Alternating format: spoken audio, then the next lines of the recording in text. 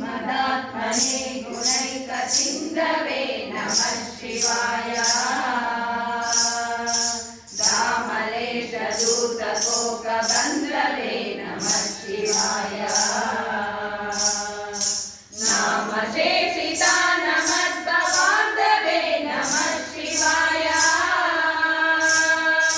पामरेतरप्रधानबन्धवे नमः शिवाय ॐ नमः शिवाय ॐ नमः शिवाय ॐ नमः शिवाय ॐ नमः शिवाय ॐ नमः शिवाय ॐ नमः शिवाय ॐ नमः शिवाय ॐ नमः शिवाय शुभकारका फलदायकाय मगे शुभकारका ಮೊದಲ ಪೂಜೆಯು ನಿನಗೆ ಗಣನಾಯಕ ಫಲದಾಯಕ ಯಮಗೆ ಶುಭಕಾರಕ ಫಲದಾಯಕ ಯಮಗೆ ಶುಭಕಾರಕ ನೀನೊಲಿದು ಪಾದವನ್ನಿಟ್ಟ ನೆಲವೇ ಸುಕ್ಷೇತ್ರ ಜಲವೇ ಪಾವನ ತೀರ್ಥ ಸುಲಭ ಶ್ರೀ ಗುರುವೇ ಕೃಪೆಯ ನನ್ನ ಪರಮಗುರು ಮಹಾನ್ ತ್ಯಾಗ ಪುರುಷರು ಕಲಿಯುಗದ ಭಕ್ತರಿಗೆ ಕಾಮಧೇನು ಆಗಿರತಕ್ಕಂತಹ ಪರಮ ಪೂಜ್ಯ ಡಾಕ್ಟರ್ ಶ್ರೀ ಶಿವಕುಮಾರ ಮಹಾಶಿವಯೋಗಿಗಳವರನ್ನ ಹೃನ್ಮನದಲ್ಲಿ ಸ್ಮರಿಸಿಕೊಳ್ಳುತ್ತಾ ಅಳಕಟ್ಟಿಯ ಮನೆತನದಲ್ಲಿ ಜನಿಸಿರ್ತಕ್ಕಂಥವರು ಪಾಗೋ ಅಳಕಟ್ಟಿಯರು ಎಲ್ಲವೂ ಇತ್ತು ಕೂಡ ಅವರು ಹೇಗೆ ಬದುಕಿದ್ರು ಅಂತಂದ್ರೆ ಒಬ್ಬ ಫಕೀರ ಅಂತ ಹೇಳ್ತೇವೆ, ಆ ಫಕೀರನಂತೆ ಅವರು ಬದುಕಿದ್ರು. ಒಮ್ಮೆ ಒಂದು ಕಾರ್ಯಕ್ರಮಕ್ಕೆ BMC ಅವರು ಹೋಗ್ತಾರೆ, ಆಯೋಜಕರು ಅವರನ್ನ ಕರೀತಾರೆ. ಕರೆದಂತ ಸಂದರ್ಭದಲ್ಲಿ ಆ BMC ಅವರು ಬಿಜಾಪುರಕ್ಕೆ ಹೋಗ್ತಾರೆ.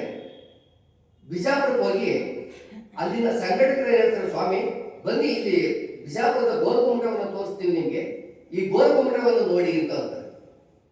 ಆಗ ಅವರು ಹೇಳ್ತಾರೆ, ಅಪ್ಪ ಗೋಲಗುಮ್ಮಟಕ್ಕಿಂತಲೂ ಕೂಡ ಭವ್ಯವಾಗಿರ್ತಕ್ಕಂತಹ ಗುಮ್ಮಟ ಇಲ್ಲಿ ಇದೆ.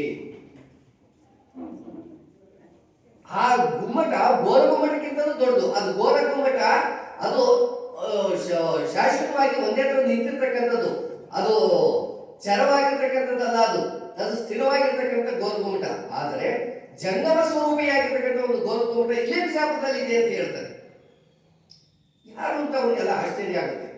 ಆಗ ಸೀದಾ ಒಂದು ಕೊಂಪೆಗೆ ಕರ್ಕೊಂಡು ಹೋಗ್ತಾರೆ, ಸಣ್ಣ ಒಂದು ಕೊಂಪೆಗೆ ಕರ್ಕೊಂಡು ಹೋಗ್ತಾರೆ.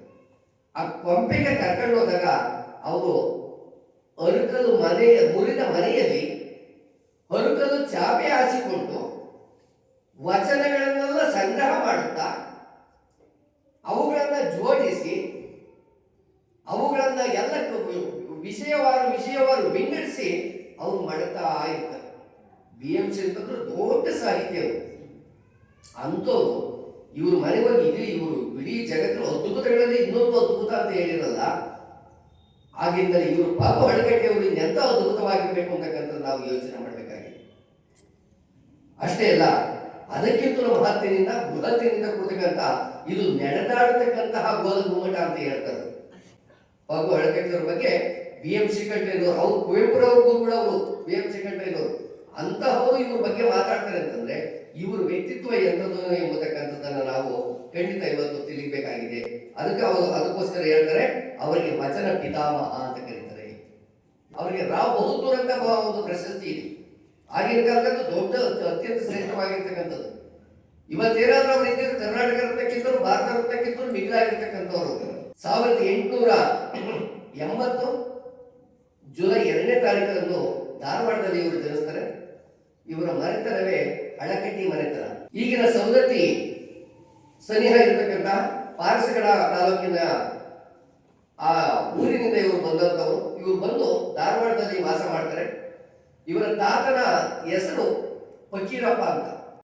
ಇವರು ವಚನ ಸಂಗ್ರಹಗಳನ್ನ ನಮಗೆ ಸಂಶೋಧನೆ ಮಾಡಿ ಪ್ರಕಟಣೆ ಮಾಡಿ ನಮಗೆ ಕೊಟ್ಟಿದ್ದಾರೆ. ಇಂತಹ ಪಗು ಅಳಕಟ್ಟಿಯವರಿಂದ ಇವತ್ತು ನಾಡು ಸಮೃದ್ಧವಾಗಿದೆ. ಅಷ್ಟೇ ಅಲ್ಲ, ಈ ಮುಂದಿನ ಪೀಳಿಗೆಗೆ ಇವತ್ತು ಇವರು ಮಾರ್ಗದರ್ಶಕರಾಗಿದ್ದಾರೆ. ಮಾರ್ಗದರ್ಶಕರಾಗಿ ನಮ್ಮ ಸಮಾಜಕ್ಕೆ ಇವರು ಕೊಟ್ಟಿರ್ತಕ್ಕಂಥದ್ದು ಒಂದೊಂದಲ್ಲ, ಹಲವಾರು ಕೊಡುಗೆಗಳನ್ನು ಕೊಟ್ಟಿದ್ದಾರೆ. ಆಮೇಲೆ ಅದೇ ಸಂಸ್ಥೆಯಲ್ಲಿ ಶಿವಾನುಭವ ಪತ್ರಿಕೆ ಅಂತಕ್ಕಂಥದ್ದನ್ನು ಓಪನ್ ಮಾಡಿರುವುದು ಬಾಬು ಹಳಕಟ್ಟಿ ಅವರು. ಶಿವಾನುಭವ ಅಂದ್ರೆ ಗೊತ್ತಾಗುತ್ತೆ ನಿಮಗೆ ಯಾವ ಸಾಹಿತ್ಯ ಯಾವ ಇದು ಅನ್ನೋದು. ಆ ಶಿವಾನುಭವ ಒಂದು ಪತ್ರಿಕೆಯನ್ನು ಓಪನ್ ಮಾಡಿ 2 ವರ್ಷಗಳ ಕಾಲ ತ್ರೈಮಾಸಿಕ ಮಾಡ್ತಾರೆ. 2 ವರ್ಷ ಆದ್ಮೇಲೆ ಅದು ಮಾಸಿಕ ಪತ್ರಿಕೆಯಾಗಿ ಬರ್ತದೆ. ನಿರಂತರವಾಗಿ 35 ವರ್ಷಗಳ ಕಾಲ ಅವರು ಆ ಪತ್ರಿಕೆಯನ್ನು ನಡೆಸ್ತಾರೆ. ಅದಾದ ನಂತರ 1927ರಲ್ಲಿ ನವಕರ್ನಾಟಕ ಅಂತಕ್ಕಂಥ ಪತ್ರಿಕೆಯನ್ನು ಪ್ರಾರಂಭ ಮಾಡ್ತಾರೆ. ಅದರಲ್ಲಿ ನಾಡಿನ ಏಕೀಕರಣಕ್ಕೋಸ್ಕರವಾಗಿ ಅವರು ಹೋರಾಟ ಮಾಡ್ತಾರೆ. 1910ರಲ್ಲಿ ಲಿಂಗಾಯತ ಡಿಸ್ಟ್ರಿಕ್ಟ್ ಎಜುಕೇಶನ್ ಸೊಸೈಟಿಯನ್ನು ಸ್ಥಾಪನೆ ಮಾಡ್ತಾರೆ. 1914ರಲ್ಲಿ ಸಿದ್ದೇಶ್ವರ ಹೈಸ್ಕೂಲ್ ಅನ್ನ ಪ್ರಾರಂಭ ಮಾಡ್ತಾರೆ. 1917ರಲ್ಲಿ ಬಿಜಾಪುರದಲ್ಲಿ ಆಗಿನ ಕಾಂಗ್ರೆಸ್ ಸಮಿತಿಗೆ ಇವರು ಸದಸ್ಯರು ಕೂಡ ಆಗಿರ್ತಾರೆ. 1919ರಲ್ಲಿ ನಗರಸಭೆಗೆ ಇವರು ಸದಸ್ಯರು ಕೂಡ ಆಗಿರ್ತಾರೆ. ಮತ್ತು ಅಷ್ಟೇ ಅಲ್ಲ, ಆಗಿನ ಕಾಲದಲ್ಲಿನ ಬಸವಣ್ಣನವರ ವಚನಗಳನ್ನ ಇಂಗ್ಲಿಷ್ಗೆ ಅನುವಾದ ಮಾಡಿ ಇಂಡಿಯನ್ ಆಂಟಿಕ್ಟರಿಯಲ್ಲಿ ಅವರು ಪ್ರಕಟಣೆಯನ್ನು ಮಾಡ್ತಾರೆ. ಅಂದ್ರೆ ನಮ್ಮ ಒಂದು ಕನ್ನಡದ ಭಾಷೆ ಇಲ್ಲೇ ಉಳಿಬಾರ್ದು, ಇಂಗ್ಲಿಷ್ ಭಾಷೆ ವಿಶ್ವವ್ಯಾಪಕವಾಗಿರ್ತಕ್ಕಂಥದ್ದು, ಅದು ಎಲ್ಲರಿಗೂ ಬಸವಣ್ಣನವರ ವಿಚಾರಧಾರೆ ದೊರಕಬೇಕು ಎಂಬತಕ್ಕಂಥದ್ದು. ನೋಡಿ, ಅವರು ಮಾಡಿರ್ತಕ್ಕಂಥ ಪದದಿಂದ ಇವತ್ತು ಥೇಮ್ಸ್ ನದಿಯ ದಂಡೆಯಲ್ಲಿ ನಮ್ಮ ಬಸವಣ್ಣ ಇವತ್ತು ಅಲಂಕಾರವಾಗಿದ್ದಾರೆ. ಬಸವಣ್ಣನವರು ಅವರನ್ನು ರಕ್ಷಣೆ ಮಾಡುವುದಕ್ಕೂ ಕೂಡ ತೊಂದರೆ ಆದಂತ ಸಂದರ್ಭ, ಶರಣರುಗಳು ಒಂದೆಡೆ ಕೂಡುವುದಕ್ಕೂ ಕೂಡ ತೊಂದರೆ ಆದಂತ ಸಂದರ್ಭ, ಅವೆಲ್ಲವುಗಳನ್ನ ಏನ್ ಮಾಡ್ತಾರೆ ಅಂತಂದ್ರೆ ಆ ಶರಣ ಗಣಾಚಾರಿಯಾಗಿರ್ತಕ್ಕಂಥ ಸೈನಿಕರೊಂದಿಗೆ ಹೋರಾಡುತ್ತಾ ಆ ಬಿಜ್ಜಳನ ಸೈನ್ಯವನ್ನು ಎದುರಿಸಿ ನಂತರ ಅವರು ಏನ್ ಮಾಡ್ತಾರೆ, ಮುಂದೆ ಹೋಗ್ತಾರೆ. ಶರಣ ಹೋಗಿ ಅವಾಗ ಅವರಿಗೆ ಎಲ್ಲೆಲ್ಲಿ ಸ್ಥಾನಮಾನಗಳು ಸಿಗುತ್ತವೋ, ಎಲ್ಲೆಲ್ಲಿ ಸ್ಥಳಾವಕಾಶಗಳು ಸಿಗ್ತವೋ ಅಲ್ಲಿ ಅವರು ಬೀಡು ಬಿಡ್ತಾರೆ. ಇದಕ್ಕೆ ಮೂಲ ಕಾರಣ ಮಡಿವಾಳರ ಮಾಚಿದೇವ ಎನ್ನುತಕ್ಕಂಥದ್ದು ನಾವು ಸ್ಮರಣೆ ಮಾಡಬೇಕು. ಅಲ್ಲಿನ ಶರಣರ ಬಗ್ಗೆ, ಶರಣರಿಗೆ ಬೆನ್ನೆಲುವಾಗಿ ನಿಂತು ಅವರನ್ನು ರಕ್ಷಣೆ ಮಾಡಿ ಆ ಕಲ್ಯಾಣ ಮಂಟಪದಿಂದ ದೂರಕ್ಕೆ ಅವರನ್ನ ಚೆದರುವಂತೆ ಮಾಡಿ ಅವರು ಸುರಕ್ಷಿತ ಸ್ಥಾನದಲ್ಲಿ ನಿಂತುಕೊಂಡು ಆ ಶರಣರ ಒಂದು ಪರಂಪರೆಯ ಆ ಗ್ರಂಥಗಳನ್ನ ಉಳಿಸುವುದಕ್ಕೋಸ್ಕರವಾಗಿ ಶ್ರಮ ಪಟ್ಟಂತವನು ಯಾರು, ಮಡಿವಾಳ ಮಾಚಿದೇವರು ಎಂಬತಕ್ಕಂಥದ್ದನ್ನು ನಾವು ಮರೆಯುವುದಕ್ಕೆ ಸಾಧ್ಯತೆ ಇಲ್ಲ. ಅದೇ ರೀತಿಯಾಗಿ ಚನ್ನಬಸವಣ್ಣ, ಅಕ್ಕನಾಗಮ್ಮ ಇವರೆಲ್ಲರ ಸಹಕಾರದಿಂದ ಆ ಶರಣರ ಒಂದು ರಚನೆ ಮಾಡಿರ್ತಕ್ಕಂತಹ ಒಂದು ಆ ಕಟ್ಟುಗಳು, ತಾಳೆಗರಿನಲ್ಲಿ ಇರತಕ್ಕಂಥ ಕಟ್ಟುಗಳು, ಅವುಗಳನ್ನ ಅವರು ಎಲ್ಲೆಲ್ಲಿ ಸಹ ಇದು ಮಾಡ್ತಾರೆ, ಕೆಲವರು ದೇವಸ್ಥಾನಗಳಲ್ಲಿ ಕೊಡ್ತಾರೆ, ಕೆಲವು ಪಾಳೆಗಾರ ಇರ್ತಾರಲ್ಲ ಅವ್ರ ಕಡೆ ಕೆಲವುಗಳನ್ನ ಕೊಟ್ಟು ಹೋಗ್ತಾರೆ, ಕೆಲವು ಶರಣ ಸಂಸ್ಕೃತಿಯ ಒಂದು ಇಚ್ಛೆಯುಳ್ಳಂತಹ ಬಂಧುಗಳ ಮನೆಗಳಿಗೆ ಕೆಲವು ಕೊಡ್ತಾರೆ, ಕೆಲವು ಸಂಘ ಸಂಸ್ಥೆಗಳು ಮಠಮಾನ್ಯಗಳಿಗೆ ಕೊಟ್ಟು ಹೋಗ್ತಾರೆ, ಕೆಲವರು ಅದಕ್ಕೆ ಅಭಿಮಾನ ಇರ್ತಕ್ಕಂಥವ್ರು ಯಾರು ಬಯಸ್ತಾರೋ ಅವರಿಗೆ ಕೆಲವನ್ನ ಕೊಟ್ಟು ಹೋಗ್ತಾರೆ. ಹೀಗೆ ಆ ಒಂದು ಶರಣರ ಬರೆದಿರ್ತಕ್ಕಂತಹ ವಚನಗಳು ಎಲ್ಲ ಕನ್ನಡ ನಾಡಿನ ಮೂಲೆ ಮೂಲೆಗಳಲ್ಲಿ, ಅಷ್ಟೇ ಅಲ್ಲ ಮಹಾರಾಷ್ಟ್ರ ಸೊಲ್ಲಾಪುರದವರೆಗೂ ಕೂಡ ಅವೆಲ್ಲ ಹಂಚಿ ಹೋಗ್ಬಿಟ್ಟಿರ್ತವೆ. ಮತ್ತೆ ಇವ್ರು ಏನ್ ಮಾಡಿರು, ಬಾಬು ಹಳಕಟ್ಟಿಯವರು ಏನ್ ಮಾಡಿರು ಅಂತಕ್ಕಂಥ ನಾವು ಯೋಚನೆ ಮಾಡಿದಾಗ, ಸಿದ್ಧಲಿಂಗೇಶ್ವರ ಇದಕ್ಕಿಂತ ಮುಂಚಿತವಾಗಿ ಬಾಬು ಹಳಕಟ್ಟಿಯನ್ನು ಸಿದ್ಧಲಿಂಗೇಶ್ವರ ಇದ್ರ ಬಗ್ಗೆ ಸಂಕಲನ ಮಾಡ್ತಾರೆ. ಇದಾದ ನಂತರ 20ನೇ ಶತಮಾನದಲ್ಲಿ ಬಾಬು ಹಳಕಟ್ಟಿಯವರು ಒಂದು ದಿನ ಅವರು ಆಚಾರ್ಯರು ವಕೀಲ ವೃತ್ತಿ ಮಾಡ್ತಾ ಇರ್ತಾರೆ. ವಕೀಲ ವೃತ್ತಿ ಮಾಡ್ತಾ ಇರ್ಬೇಕಾದ್ರೆ ಯಾವುದೋ ಒಬ್ಬ ಕಕ್ಷಿದಾರರು ಮನೆಗೆ ಹೋಗಿರ್ತಾರೆ. ಮನೆಗೆ ಹೋದಂತ ಸಂದರ್ಭದಲ್ಲಿ ಅವ್ರ ಮನೆಯಲ್ಲಿ ಒಂದು ಕಟ್ಟುಗಳನ್ನು ನೋಡ್ತಾರೆ. ಇದೇನು ಇಷ್ಟೊಂದು ಇದಾವಲ್ಲ ಅಂತ ಹೇಳಿ ಅಲ್ಲಿ ಹಲವಾರು ಶಿವಶರಣರಿಗೆ ಸಂಬಂಧಪಟ್ಟಂತಹವು ತಾಡೋಲೆಗಳಿದ್ದವು, ವಚನಕ್ಕೆ ಸಂಬಂಧಪಟ್ಟಂತಹ ತಾಡೋಲೆಗಳಿದ್ದವು.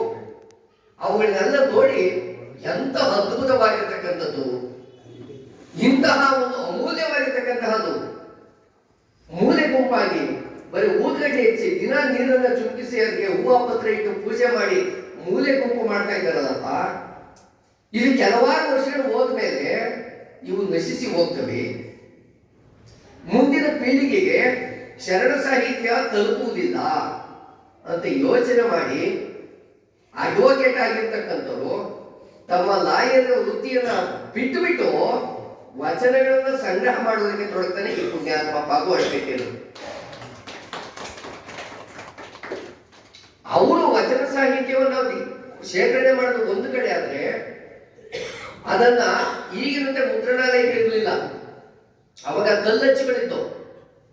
ಅವುಗಳನ್ನೆಲ್ಲ ಪ್ರತಿಯೊಂದು ವಚನಗಳನ್ನ ಓದಿ ಅವುಗಳನ್ನು ಒಂದು ಕಡೆ ಪಟ್ಟಿ ಬರ್ಕೊಳ್ಳೋದು, ಬರ್ಕೊಂಡು ಅದನ್ನ ಕಲ್ಲಚ್ಚಿನಲ್ಲಿ ಮುದ್ರಣ ಮಾಡ್ತಕ್ಕಂಥದ್ದು, ಮುದ್ರಣ ಮಾಡಿಸಿ ಅದನ್ನ ಕೊಡ್ತಕ್ಕಂಥದ್ದು.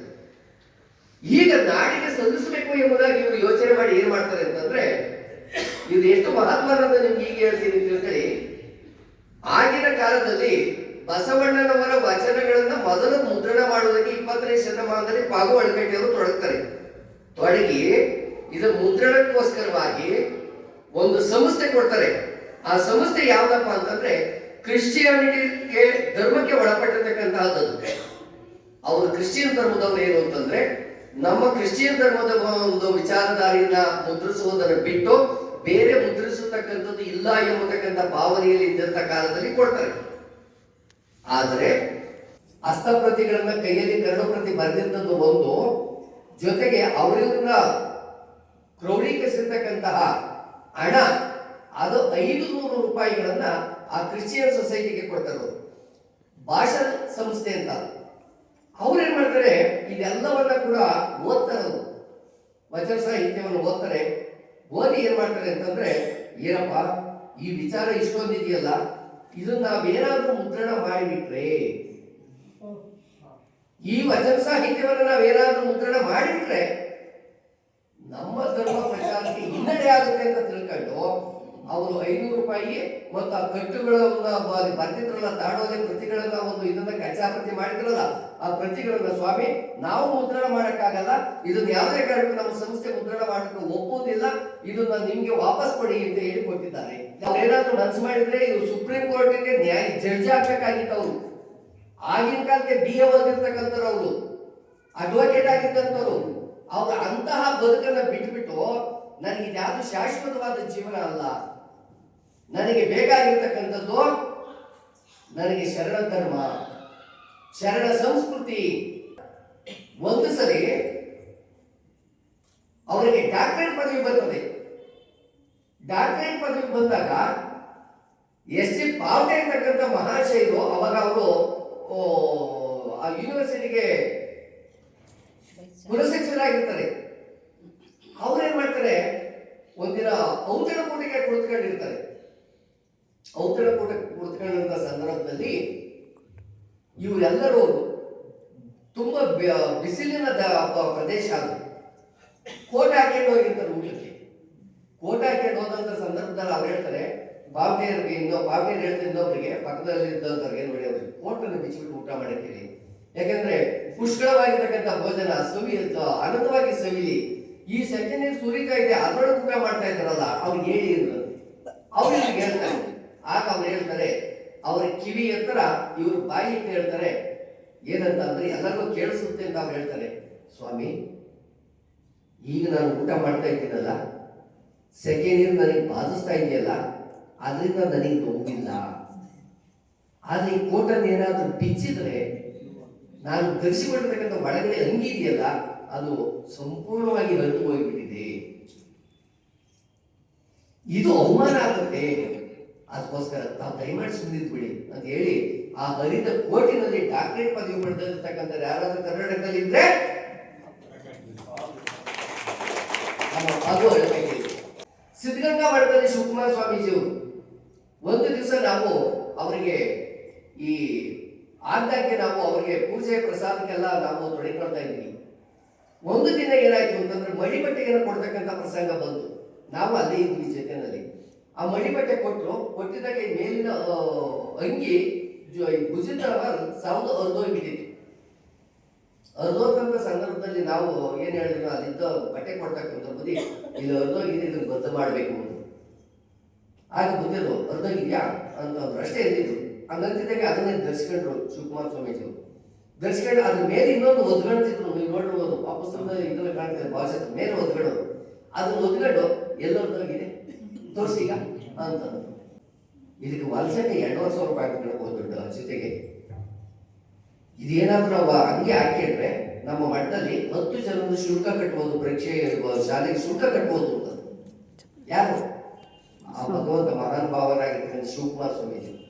ಮಹಾತ್ಮರ ಬದುಕುಗಳೇ ಹಿಂಗೆ, ಮಹಾತ್ಮರ ಬದುಕುಗಳೇ ಹಿಂಗೆ. ಆ ಕ್ರಿಶ್ಚಿಯನ್ ಕಮಿಟಿನವರು ಇವ್ರು ಯಾವಾಗ ಪುಸ್ತಕ ಮುದ್ರಣ ಮಾಡ್ಕೊಟ್ಟಿಲ್ವೋ ಅವಾಗ ಒಂದು ಯೋಚನೆ ಮಾಡಿದ್ರು ಒಂದು ಕಡೆ, ಈ ಒಂದು ಇದಕ್ಕೆ ನಾನು ಹೀಗೆ ಬಿಟ್ರೆ ಬೇರೆಯವರ ಒಂದು ಮುದ್ರಣಾಲಯವನ್ನು ಅವಲಂಬಿಸಿದ್ರೆ ನನ್ನ ವಚನ ಸಾಹಿತ್ಯದ ಸೇವೆ ನಿಂತೋಗುತ್ತೆ ಅಂತ ಹೇಳಿಬಿಟ್ಟು ಏನ್ ಮಾಡಿದ್ರು ಅಂತಂದ್ರೆ, ತಾವು ವಾಸ ಮಾಡ್ತಕ್ಕಂಥ ತಮಗೆ ಬಂದಿರತಕ್ಕಂಥ ಪಿತ್ರಾರ್ಜಿತವಾಗಿ ಬಂದಿರತಕ್ಕಂಥ ಆ ವಾಸ ಮಾಡ್ತಕ್ಕಂಥ ಮನೆಯನ್ನ ಮಾರಿಬಿಟ್ರು. ಅವರು ಮನೆಯನ್ನ ಮಾರಿ ಒಂದು ಪ್ರೆಸ್ ಅನ್ನು ಅವರು ಪ್ರಾರಂಭ ಮಾಡ್ತಾರೆ, ಮುದ್ರಣಾಲಯವನ್ನು ಪ್ರಾರಂಭ ಮಾಡ್ತಾರೆ.